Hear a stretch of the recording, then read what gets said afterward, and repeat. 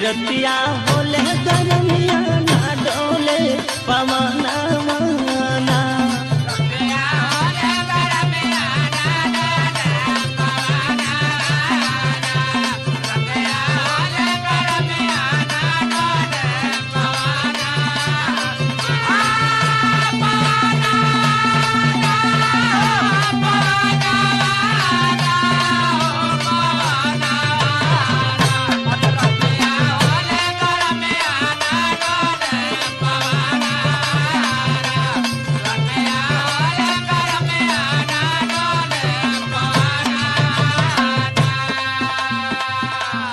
एक गरमी के मारे सैया सूतले दुआरे।